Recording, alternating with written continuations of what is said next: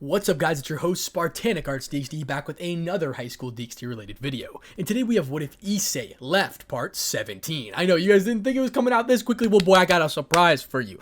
Thank you so much for the support, guys. Let's try to hit 400 to 500 likes. And if you guys want to know exactly when I upload / my upload schedule, click the little blue button right next to the subscribe button. Click the first link in the description or click the first link in the premiere. I know at least 100 of you boys in here. Go ahead and hit that like button as well. I know y'all be fiending on that, okay? But thank you so much for the support, bro. Seriously, you know, I'm pretty healed right now. I got my own peace, man. Your boy's chilling, bro. Let me just put it that way, okay? I'm in my own. I'm obsessed right now. I'm obsessed with the grind. I don't know how to put it any other way. I took what I had and I have an obsession right now. I mean, let me just put it this way. If you thought I know a lot of you, like, you know, I have a little bit muscle, like, I have muscle. And I was like, but I got muscle right now. Let's just put it that way, bro. And I'm not showing nothing until I get back to campus. But anyway, thank you so much for the support once again. And let me go ahead and thank my balance breakers. Aunt Lewis, Lachlan Yates, Jordan Pacho, Nate Amma, Refik135, Slow, the Black Dragon Emperor, Keep Saying 21, Undefined Truth, VR Wolf, Dark Phoenix, ZK2000, Shen Byun, Chaotic Raven, Mazaku, Dr. MG is the bomb, Grimfire Shot Gamer, Ryuga, Source Spawner, Rob the King, and Zero Fusion. Thank you so much for becoming a balance breaker. Also, if you guys want to see exclusive content, which is like reacting to High School DxD, certain animes, your boy's probably going to post the second episode of his reaction tonight, okay? And we're going to do like a lot of things on my Patreon. So go ahead and, you know, hit the support for my Patreon, which is also thank you to my Patreon members. Jordan, I also see you. I just haven't, thank you so much for becoming a Patreon member, just like Justin Brenovich, Ryuga, Lachlan Yates, the Black Dragon Emperor, Strapelanger, Mark Bacon, Sharklock, and Jay Dawson. Thank you so much for becoming a Patreon member. Seriously, I really do appreciate it. Cannot thank you enough for the support. Without any further intrusion, ladies and gentlemen, we'll go ahead and get into part 17. We're basically, like, literally right in the middle of chapter 22. I'm not even going to cap to you. Now, starting off where Issei's grandma just confronted Irina, but now we switch and we're at an unknown location. So, scene change. Here we go. In what happened to be a laboratory, Rizvin looked at the decaying body of Lilith, his grandmother. Mora was working on the machines that kept her alive. How long until we can take her power for ourselves, Mora, Rezivin says. We're only at 40%, my lord. It will be a few weeks to another month or so, Mora said. That is fine. Has our spy informed us of anything? Rezivin said. Only some information. It seems that Hades found the footage that we left behind, so they are aware of our existence and are wary of us. And there is some reigning game that should happen around the time that we are at full capacity to take Lilith's power and make it your own, Moro said. Yes, she is the mother of all demons. With her power, we can make some demons with variety of power. Imagine demons like Sir Zek's Gremory obeying us, or any one of them in the current mouths. In fact, Rezivin says. Yes, in addition, we can implement your father's blood into those demons. So not only would they possess the blood of the clan pillar, but Lucifer's blood as well, Moro said. Yes, we must make sure they are submissive and know who is in charge. You know how we, Lucifers, let our egos take over, chuckling in the arrogant trait of his family's lineage, Rizvim did. Well, it caused the downfall of our grandmother and father, but I don't think that will be the case for you, my lord. Maybe it will happen to your son, Moro said. It depends on which son are you talking about, Rizvin replied. As he had, Moro left the lab that Lilith and moved over to another laboratory that had a biocontainer in it. You mean my biological son, Rizvin says. As they walked towards the biocontainer and saw a pale, white-haired teen that was unconscious, or my perfect one, Rizvin said, before letting out a laugh and chuckled along as well. I meant your biological one, my lord, Morse says. Ah, yes, the imperfect volley. Tell me he is still with the Domon girl, Rezin says. Yes, that's what his recent activities has indicated. I was sure that seeing me alive would have caused him to have a mental breakdown. He wasn't at the meeting. In fact, neither of the hosts of the Heavenly Dragon was, Morse says. So the Sekiryuutei wasn't there. That makes things this much easier. We stay hidden. Let them enjoy their artificial peace and we keep watch. Eventually, they'll believe us not to be a threat and let their guard down again. But tell me, did you complete your task? Rizvin says. The two began to leave the laboratory and head towards another one. This one was built underground and it held a much bigger biocontainer. Of course, thanks to your son's incompetence, along with the team members, it made things easier to get the jump on him and trap him, Mer says. Unfortunately, it cost you an arm, Rizvin said. Sometimes we must give part of ourselves in order to achieve success, holding out a manacled arm where his right arm was supposed to be, before checking the monitors, and that was tackling the status and the subject resting inside. I suppose you are correct, but I do not recall you had a little bit of help trapping him, Rezamin says. Yes, I did. What a worthy ally that we have.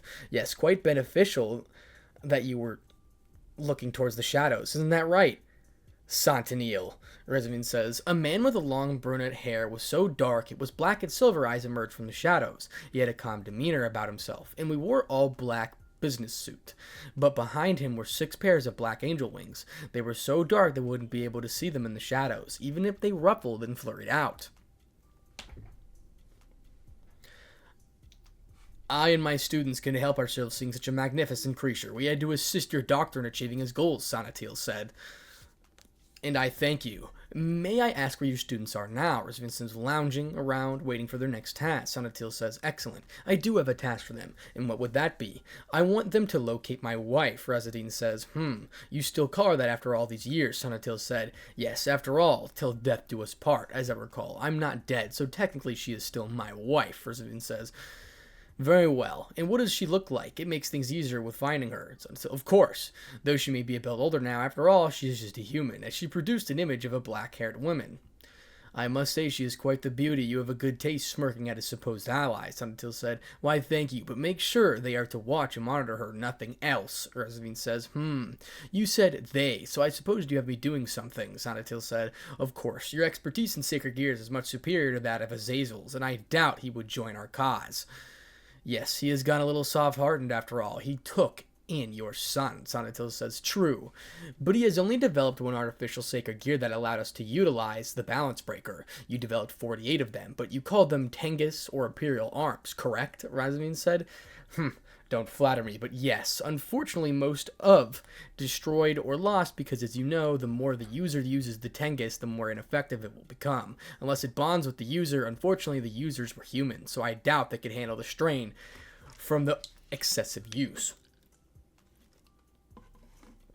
Well, half of your team should find the remaining ones as long as they are not bonded to anyone. They should be easy to take. We don't want to alert the factions, so make sure they don't kill anyone, and the other half should find the monitor, my wife. Zoon says, very well. And what shall you have me do? Sanatil says, apply your research to him. Make him a sacred gear like your father did to the heavenly dragons. Zoon said, I see. But that will take time. I understand that. It is why we won't kill him yet. Then he called the doctor. Moru? Yes, my lord. Have our spy investigate where they are keeping Lucid. I believe he created an army of clones made from the boosted gear, but I guess he understood that he could not beat the original, Sanatil said.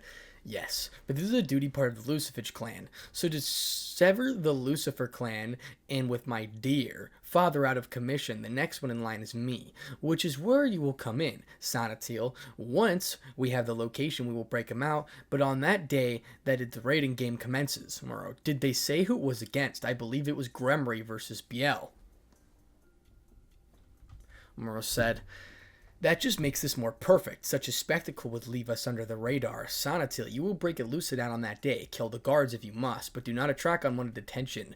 We must take them to make sure by the time they figure out a Lucid is gone, he would already be making himself comfortable again and put themselves on edge, Rezavine said. What if he tries to save your father, seeing how he is barely alive and his soul is nearly detached from him, when he used it against an alternative to free the Trihexa from its prison, Moro said. Then we shall make him submit, and if not, Sanatil, you can get what he knows and then we can kill him, Rezavine says. Very well. I shall give your instructions to the Abyss team, but may I ask who this sacred gear is for?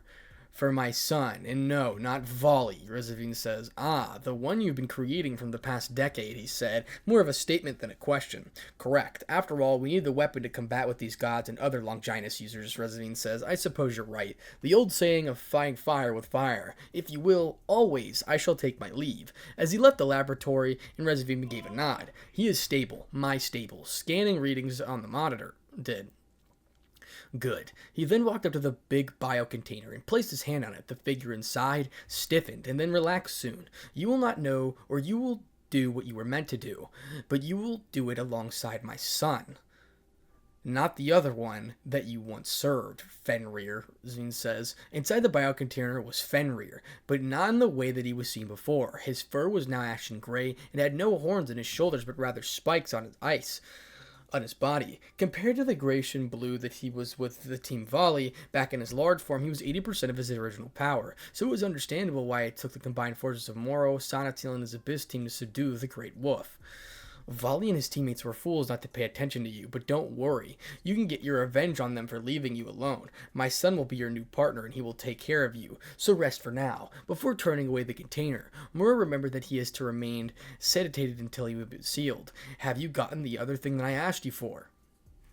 Yes, my lord. Wuchi was defeated. I extract the fang from him to be used as medium in creating the sacred gear that you aim to seal him in, Moro said. Excellent. Craft into a weapon, preferably a sword. You know, keep it original. As you begin to walk the exit in time, a new war will start. And we will need all assets ready, Vin says. And what about the Olympic gods? Moro replied.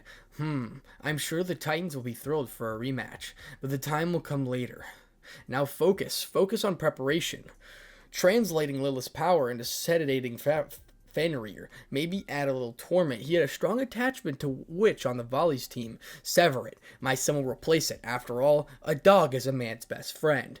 If I may ask, what is your son's name? I'd like my wife to see him before giving him a name. After all, some of her DNA was used just in case. We have to forcibly transplant the sacred gear into him, and human DNA is required. I want her to love him like she once did Volley. However, I want her to despise Volley. Imagine how he would feel seeing her back turn him, laughing maliciously.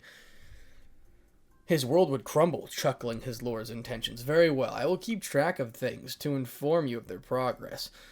In my spare time, I would like to start applying some upgrades to my arm, Moro said. Use scientists in your toys. Very well. I will leave you to it. Exiting the laboratory, Razumi did. Thank you, my lord, Moro did. In the hallway, Razumi walked through his base, smiling to himself as he headed back to his throne. They sat in patience and virtue. That's just fine for me, because all I need is some time.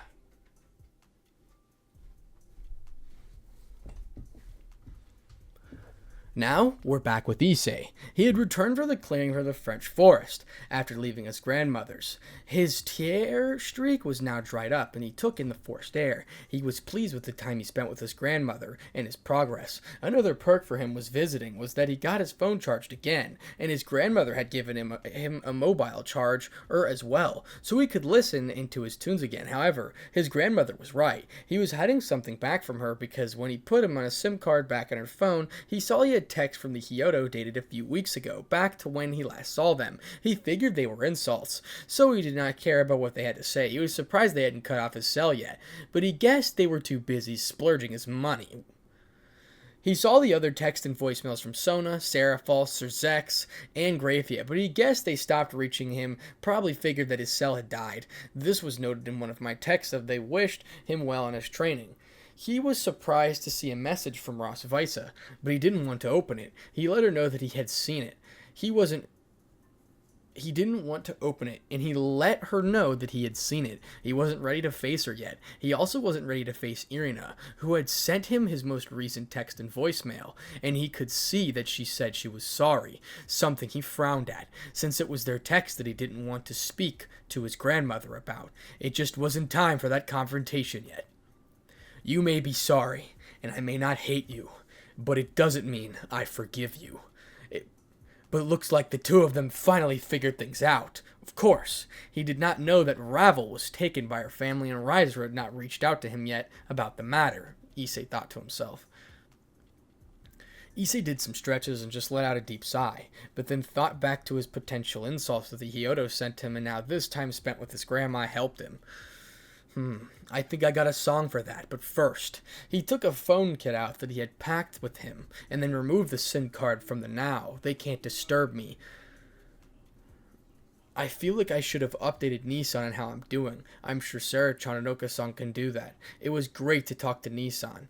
When I did talk to Oka-san and Oto-san again, seems they're doing fine and supportive of the name change. He went to sit down by a tree in clearing, and then began to scroll through his playlist, which luckily he did not save his music to his SIM card, otherwise he would have to copy them to the phone and then remove it.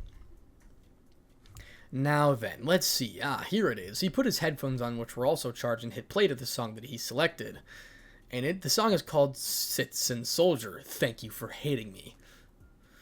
Thank you for hating me, Issei said. Oh, oh, oh, thank you for hating me. I'm going to read this whole entire song, because this actually means something to me. I used to lose so much sleep over what you stole from me, but now the table's turned. I'm the lion, you're the sheep. You turned my vulnerability on me like a weapon, but taking knives in the back really taught me a lesson. I just want to thank you. I just want to thank you for beating me down, for messing me up, for making me feel like I'm not enough, for running your mouth, for showing no love, for setting me off like a loaded gun. Thank you for making me stronger than I thought I could ever be. Thank you for hating me. Oh. Thank you for hating me. Issei was patting on the ground in rhythm and music as he continued with the song. Now we're on verse 2. I know you're criticized to hide yourself how much you hate yourself. So here's some money, my friend. Go get some help. I feel so sorry for you, 'cause you're always gonna be alone. The world will know my name, not yours. You're my stepping stone. I just want to thank you. I just want to thank you. I'm moving on. I'm on the mend, because living well is the best revenge. Forever changed, I'm born again, because living well is the best revenge. He leaned back against the tree as the song softened. Thank you for hating me. Thank you for, the chorus goes, thank you for hating me. He felt at ease with a smile on his face. He felt the song speak to him. From the Hyoudou to the girls to former friends. He could move past their betrayal and now focus on himself. As the song said, he was the mend. He has been training, but also healing himself. He was excited for the adventure ahead, putting those that hurt him behind. No more feeling sorry for himself. No more hatred. Just indifferent and at peace with himself. An interesting choice of words, Ozai says. Ozai, forgot you were there, Issei said. I'd figured. But hold up, your hand, and conjure up a flame, Ozai said. Okay, Issei replied, doing as what he was told, his eyes wide in shock. You realized it. It's much easier to conjure up a flame. You have strong will. You did not give in to your hate. Your grandmother was a good influence on you. Now let's get up and try a few moves, Ozai says. Issei got up from the tree and set his backpack, phone, and headphones down and walked to the center of the clearing. He took several deep breaths before letting out a few punches, kicks, and spinning a roundhouse kick at the end, developing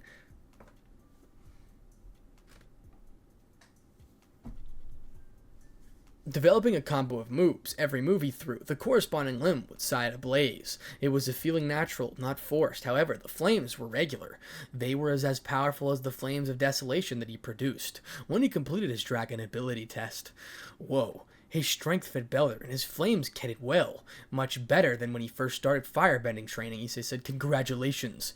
You're no longer only human. Your dragon body has begun to respond to your unflinching will to get stronger. You're 85% human and 15% dragon, Ozai says. 15%? How's my magic core? He knew supernatural beings had better magic cores than humans, as he did tire out using elemental slashes with the Rondite, which did help build up his magic core while being human. It has grown exponentially, but not significantly. I will tell you back at your grandmother's, when you punched her wall, your dragon body reacted. It's why you did not feel the flames, because dragons are resistant to flames weaker than theirs. The anger brought out 5%, but now you have to let go. It has tripled to 15%. That I mentioned. See what I mean by how you could go farther without the hatred, Ozai says. No, scratching his head nervously as Ozai sighed in his mind. If you carried on with that hatred, you would have nothing but forcing the flames out, and you would continue to do so, and eventually your flames would consume you. You may get stronger through the hatred, but you would expending yourself in the process, Ozai says. I see, Issei replied. I suggest you head back to the cave. I looked through your memories. Those gloves that you found, I think they will be useful to you in conjunction to those draconic daggers that you have there, Ozai says. Issei remembered those crimson red gloves, but Ddraig said he wasn't ready to know Ddraig is not here. If Issei believed they could help him, then he would take the advice. Okay, he's going to turn and grab the backpack, but then he saw something. It was the same thing that he saw when he was leaving. They were footprints. However, this time, he could tell that this one was at least female, and there was another that was male. As he investigated, the female's footprint looked older than the male's, so he could believe that they were not traveling together, but it did seem like the male's footprints were looking for something it had gone in the area multiple times. Or there could be multiple people, he pondered to himself. I am detecting demonic energy around as holy energy, Arondite said. Nice hearing from you, Arondite. Give me a minute. As he went to the backpack, finding a hollow space at the trunk of the tree, Issei lit a fireball to make sure it was safe inside before suffering the backpack to hide it. He headed back to where he found all the footprints, and he decided that he should go find the female at least. Sensing that no one was around him, he headed off in the direction, which led him further away from the cave. He was making sure that his footprints didn't get involved, as sometimes he saw male footprints appear every now and then. It seems like whoever the male is, he's following the female. Perhaps he's looking for her, but that doesn't explain the demonic and holy signature that Arondite is feeling, as he continued to follow the trail of footprints. Suddenly, the female's footprints began to fade, and he began rushing water until the footprints disappeared as he reached a cliff, with a runner ripping down. Below, the male's footprints diverged off into the side, going along the cliffside. Did she jump? Issei said. He looked down the cliff. He also looked across the cliff where there was another cliff, and on it, with the water droplets going further in the grass, he could fairly see what looked like what could have been a footprint. Or did she get across? Issei said. Hearing the water, it was a bit loud, but not too loud, as he heard a shuffle behind him. There's demonic activity around here, Arondite said. Yeah. Also something behind me moving closer. I'd say about 10 seconds. Your sensing ability has improved. Guess it's health being in the forest. Just then your oasis, Arondite said. Yeah, here it goes. As he waited a few seconds before he set aside the corner of his eye, he saw a blade of light. A light sword. What's an exorcist doing here? As he spun around, he was proven right, as he saw the exorcist's outfit that is a silent war. The mist strike caused the exorcist to stumble and nearly went over the cliff. However, Issei grabbed the back of his outfit with his left hand, holding him over the cliff. Who are you? Issei says. What's it to you? The exorcist replied. Fine then. Why are you here? Issei replied. What's it look like? Hunting demons. After all, I am an exorcist. Exorcist said. Yeah, I can see that, or maybe you didn't get the memo, but you're allied with demon and fallen angels. Issei said. As if we care about the fickle alliance. Exorcist said. We? So, there are more of you out here, Issei said. Exorcist cursed himself for ratting out his other teammates. You, the exorcist says. That's not proper language from an exorcist. The church might wash your mouth with soap, Issei said. I don't give a about what the church says. We are told to hunt demons, and that's what I'm doing, the exorcist says. How many are of you out here? Issei replies. I ain't telling you Exorcist says. Very well. As he tightened the grip of his left hand, which the collar of the exorcist began to choke him. Then you can die, Issei says. It's me. Two more, the exorcist says. Are you sure? Stacking his grip to a bit to let the exorcist say, yes, fearing that Issei was going to let him fall. Good. As he stepped forward and took the light sword and the gun from the exorcist before stepping back again. Hey, I need those to hunt the demon, exorcist says. Not anymore, you do. You're a rogue exorcist with your buddies out here trying to break the alliance, Issei said. And who are you? You're just human just like us. You could join us in hunting the demon, exorcist said. Any of your buddies nearby? No, they took another way to hunt the demon. We think it jumped the ravine. I see, Arondite. As the black spade appeared. Wait, you can use magic? You can help us. You're not with the demon, right? Or are you a demon lover? And the exorcist said, sneering at the end. You could say that, Issei replied. Wait, the exorcist says, looking at the corner of his eye to see the black blade. How did you get that sword? Don't worry about it, Issei said. His tone was neutral, but it was the last time you will see it.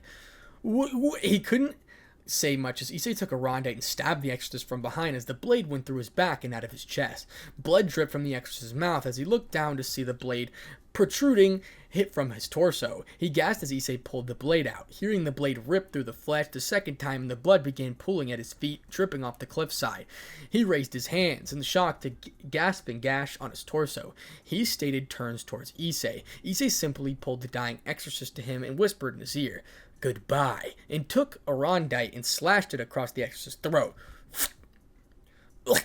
Choking on his blood, gurgling, but he could not pass his blood spilling out of his throat.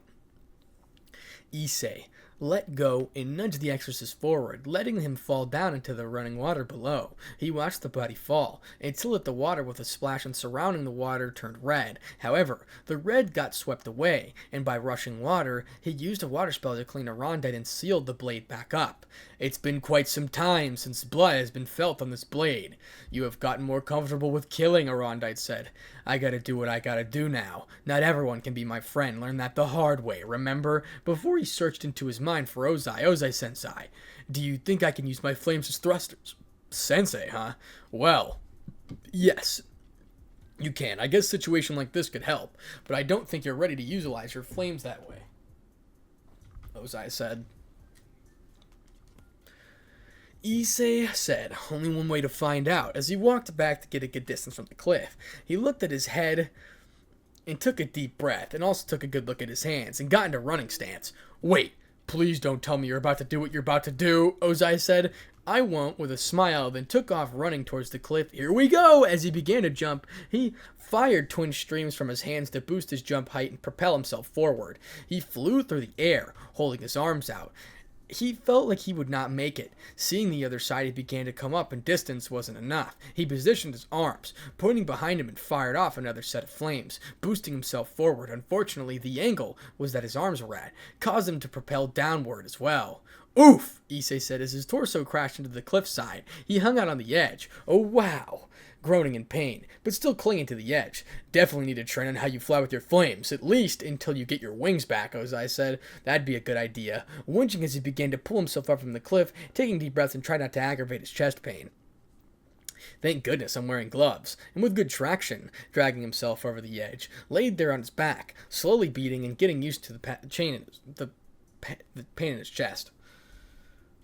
Your physical training has helped you, Arondite said. You're still as reckless as before, Ozai replied. Don't try a stunt like that again, and be more tactical next time. Right, tactical, I'll do that. If what that bastard said is true, I got at least 2 more of those bastards out here. Can't let them know about the cave. Can't let them rogue exorcists out here, Issei said. He continued to lay there for a few more moments. He felt glad that he left in the afternoon in Japan. It was morning here in France. This way he had more daylight before it reached dark. That meant before time to hunt down other exorcists in the forest. Alright. Chest feels a little better, Issei says, wincing as he took some breaths. He got up from the ground and walked in the spot in the grass that he saw. When he was on the other side, looks like she got across, seeing the lady footprint that he had seen earlier. He continued to trek into the forest following the lady's footprints, but kept himself hidden. He did not know where the other 2 exorcists could be, and he didn't want to take the chance of them following him. Though it was possible that they may find their colleague's blood on the cliffside, he noticed that he was now heading downhill.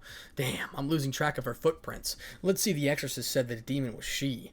So, this lady could be that demon, but it's maybe a stray, and I killed an innocent exorcist, but I doubt that. After all, he said he didn't care about the alliance, and he had some colorful language. Maybe he started using her demon wings, probably how she got over the ravine that's behind me, Issei said. He continued to trek further into the forest, and away from the cave. The only good thing is that the cave cannot be found, unless he is present, since it only recognized the Sekiryutei's presence, and despite the boosted gear, still waiting to be unlocked, regardless, it still recognized him as the Red Dragon Emperor, as long as the sacred gear was still within him. He didn't know where to go from here. If he had a dragon body and a whiff of a woman's scent, maybe he could find her. Okay, let's not get frustrated, Issei says. She's been on the run for more than a week. If I saw her footprints before I left Oppai's place, she could have been out there a little longer. I may have placed shelter around here. If I find that, maybe I can find her, Issei says. With that information, Issei started to look around the caves of the area, but he still kept his distance. He didn't want to disturb the animals that were around, at least not to tip off the other exorcists that could be around. He found some small caves, but only found rabbits. He checked some bigger caves, but noticed that were there for some deer. He remembered his first kill in the forest, which would have been maybe a few weeks ago. To him, it felt like it because of the time in the oasis. Once again, nothing. Disappointed his feelings, Issei was. And no sign of the exorcist either, Ozai said. Yeah, I think there are a couple of caves north of here. I'll go check out those. And probably reached high noon by now. Feels like I've been here for hours, Issei said. I suppose you'll finish your searching then, Ozai replied. Kinda have to. We need to know what possible danger I'm in, Issei says. Very well, Ozai replied. With that, Issei headed north, and he was right about there being some other caves up here. He did not know if there was any other animals like bears or wolves that lived here, but the coast seemed clear, or at least he thought so. In the first cave, until he heard a soft growl, it was a bear. It seemed like it was going hunting of its own, so Issei didn't disturb it, headed to the next cave, which was further north, and it was there he found something. At first, he could hear mumbling, so he stuck to the shadows of the trees with the sun out. He wanted to make sure he blended in. The mumbling turned out to be a voice. It was a male voice from a sight. Figure. Also, the exorcist wearing clothing. Damn it, Lucas, answer your phone, the exorcist one says. Lucas, probably the name of the guy I killed. And I guess they don't have any magic capabilities, and I stashed this Lucas stuff near his cliffside that I killed him on. I also don't think he'll get reception out there, Issei says. Well, Issei listened to the guy on the rant about Lucas, but he didn't care until he heard something like to the right of the guy. Out of the foliage came another exorcist who seemed to have a smirk on his face. Any luck on Lucas, exorcist one said. Better. Found the bitch down the river. We could have fun there before we kill her. Exorcist 2 said. Nice, Lucas is going to miss out. Yeah, girl's got a figure, licking his lips. Well, let's not leave her waiting, Exorcist 1 says, rubbing his crotch in anticipation. Ugh. That's convenient. Issei was disgusted. He hasn't been disgusted with an exorcist since he met Freed. So, this is where she's staying. Exorcist 2 says. Looks like it. Found a bag of clothes. Guess you survived off some berries or some shit. Exorcist 1 says. Let me see that bag. She got me hard just thinking about what we're going to do to her. Relaxed. She'll get what's coming to her in due time. Want to go check her out? I'll wait here for you. Then we can ambush her when she gets back. No one's going to miss her. Yeah, no family, no one to claim her. She won't be missed. When she's dead, and I don't think the underworld knows she exists. I'm not sure she is a stray.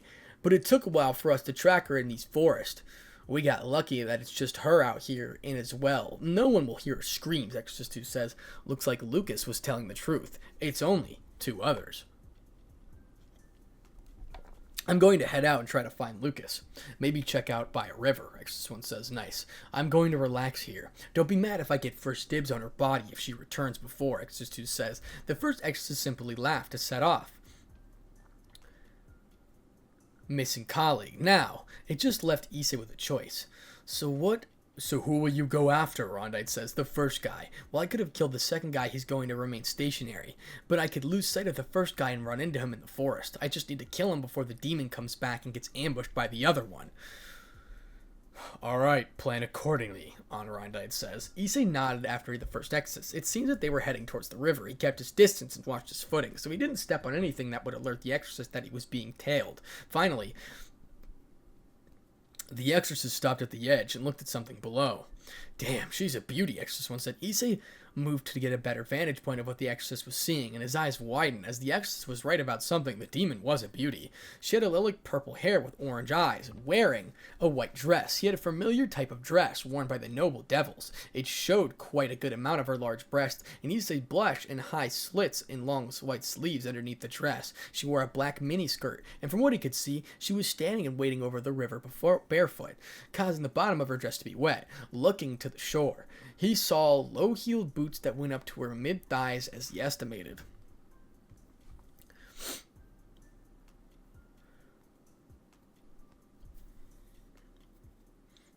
Her control over the water is amazing, Ozai said, seeing things through Issei's eyes. It took Issei out of his thoughts, until that what he was looking, what she was doing, she saw how they waved her hand, and the water confirmed her emotions effortlessly.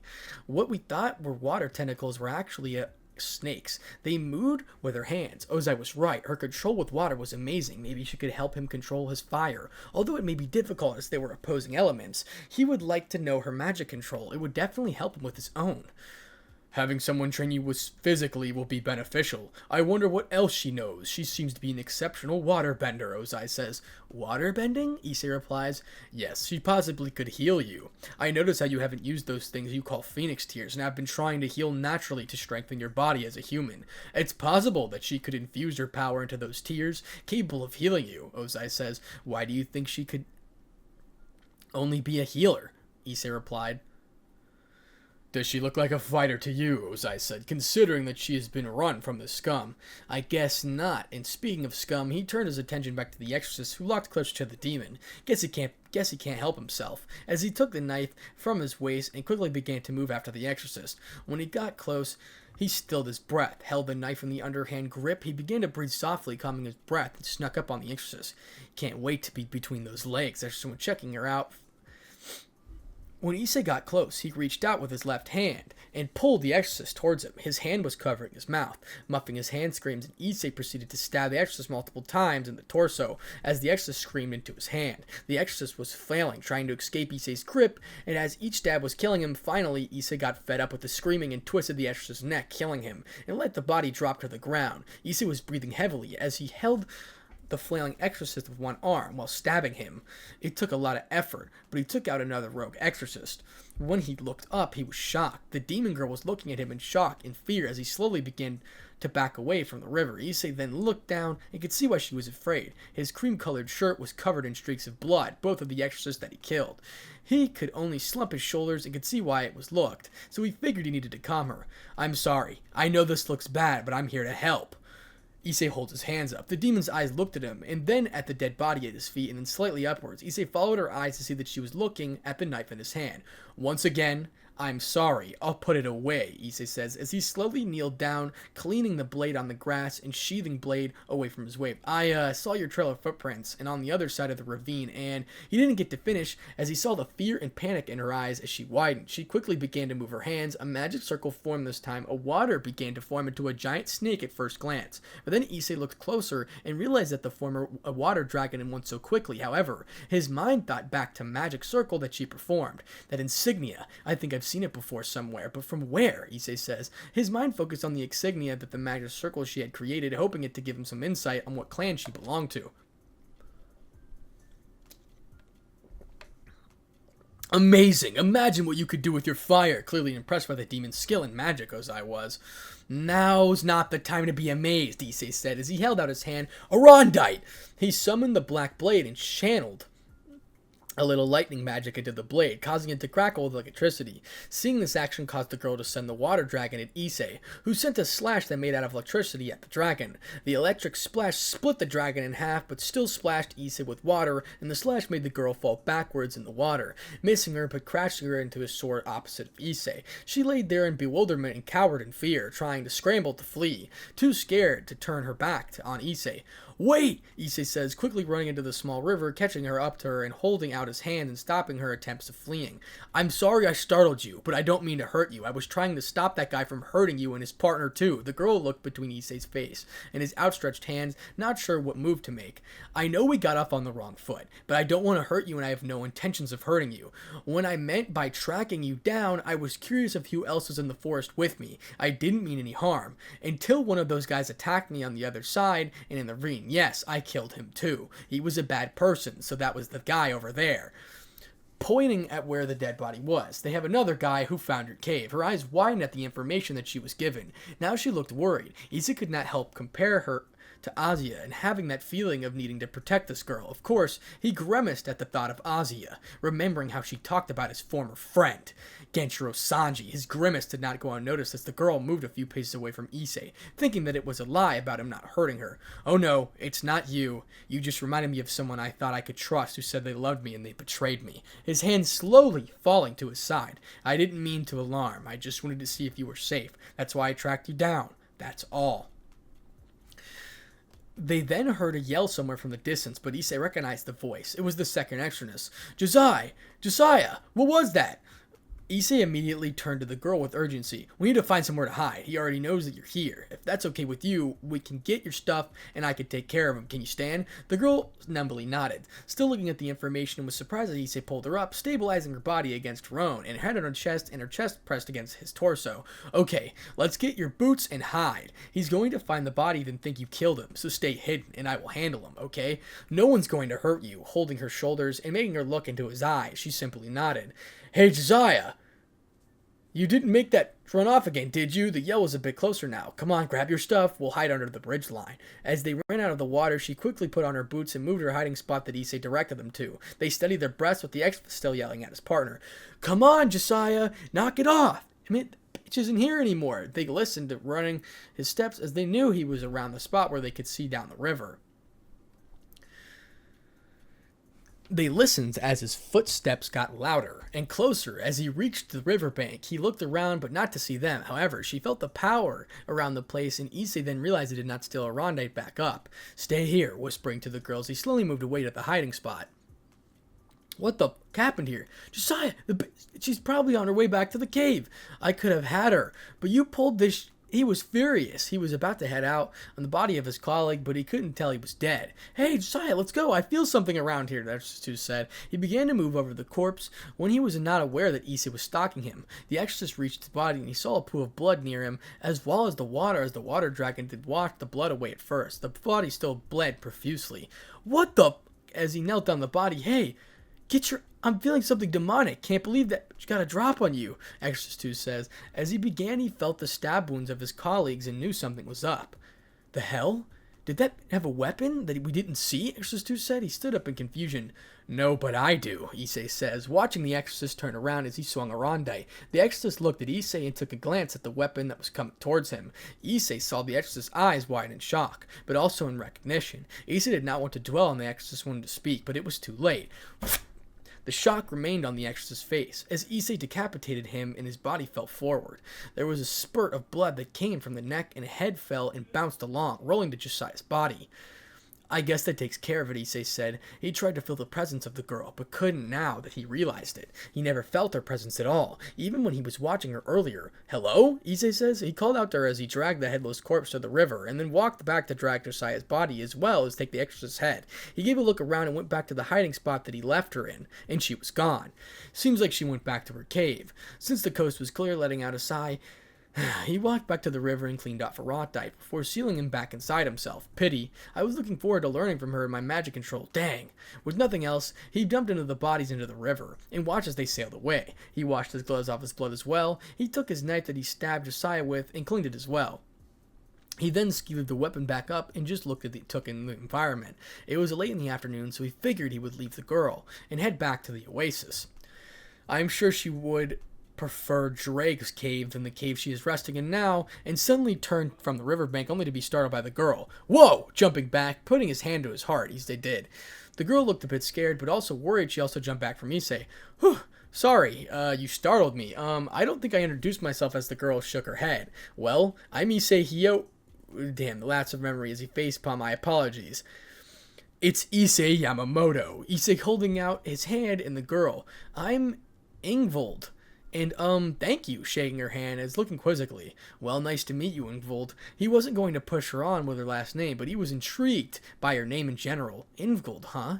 Must be Nordic. It's a combination of battle, but also a dedication to the god Yngvi. "So, maybe she can be a fighter," I said. "Looks that way," Issei replied. Focusing on, Ingvold, if you don't mind, would you like to train with me? Also, how are those guys chasing you? It's been a few weeks now.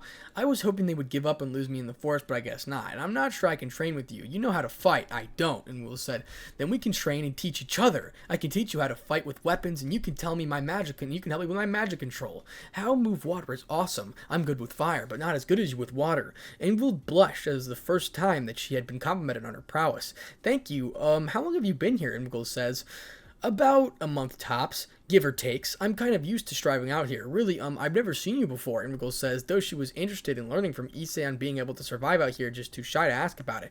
"Probably because where I stay is protected, so I can train without worry. You can come with me. It kind of sucks being alone, and it would be nice to have someone to talk to, physically at least, as not to offend the beings that rest inside of him.